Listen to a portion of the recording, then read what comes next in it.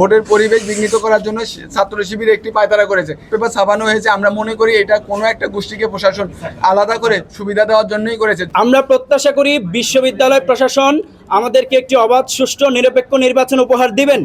আমরা বলেছি যে জাহাঙ্গীরনগর বিশ্ববিদ্যালয় কিন্তু ভোটের পরিবেশ বিঘ্নিত করার জন্য ছাত্র শিবির একটি পায়তারা করেছে, এবং ঢাকা বিশ্ববিদ্যালয়ে তো আমরা দেখেছি যে এই ছাত্র শিবিরের বিরুদ্ধে হাজারো এলিগেশন যে তারা বিভিন্নভাবে ভোটকে ট্যাম্পারিং করেছে, আগে ভোট দিয়ে রেখেছে। ঢাকা বিশ্ববিদ্যালয়ে যেটা দেখেছি সেটার প্রভাব কোনো ক্রমেই জাহাঙ্গীরনগর বিশ্ববিদ্যালয়ে পড়বে না, কারণ আমি বারবার বলেছি যে জাহাঙ্গীরনগর বিশ্ববিদ্যালয়ে সব কিছুতেই আলাদা।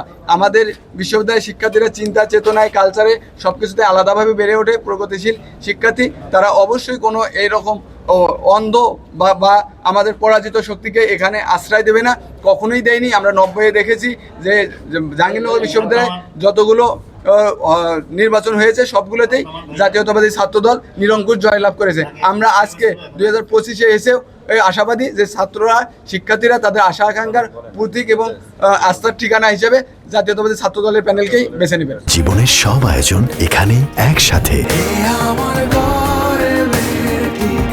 আমরা গতকাল থেকে যে শঙ্কিত প্রশাসনকে নিয়ে, নির্বাচন কমিশনকে নিয়ে সেগুলো লিখিত আকারে দিয়েছি। আমরা এও জেনেছি যে অতিরিক্ত যে ব্যালট পেপার ছাপানো হয়েছে। আমরা মনে করি এটা কোনো একটা গোষ্ঠীকে প্রশাসন আলাদা করে সুবিধা দেওয়ার জন্যই করেছে। যদি এইরকম কিছু হয়, যদি এইরকম কিছু আমরা লক্ষ্য করি, অবশ্যই জাহাঙ্গীরনগর বিশ্ববিদ্যালয়ের সাধারণ শিক্ষার্থীদেরকে নিয়ে অবশ্যই সেই অপশক্তিকে আমরা মোকাবিলা করব। আমরা প্রথম থেকেই দেখেছি প্রশাসন খুবই ঢিলে ঢালাভাবে ব্যাপারগুলোকে হ্যান্ডেল করেছেন, কিন্তু তারপরে আমরা অসঙ্গতি থাকা সত্ত্বেও আমরা এটা যেহেতু নির্বাচনটা হচ্ছে বা শিক্ষার্থীদের যে চাওয়া পাওয়া সেটা পূরণের জন্য, গণতান্ত্রিক যাত্রাকে এগিয়ে নিয়ে যাওয়ার জন্য যে ধাপটা, এটা যাতে কোনো ক্রমেই বাধাগ্রস্ত না হয়, কারণ আমরা গণতন্ত্রের পক্ষের শক্তি। যার জন্যই আমরা প্রশাসনকে বলেছি যে নির্বাচনকে বাধাগ্রস্ত না করে আপনারা আপনাদের অসঙ্গতিগুলোকে সংশোধন করুন। ছাত্রদল যে অভিযোগগুলো দিচ্ছে, স্পেসিফিক কি অভিযোগ সেটা বলবেন।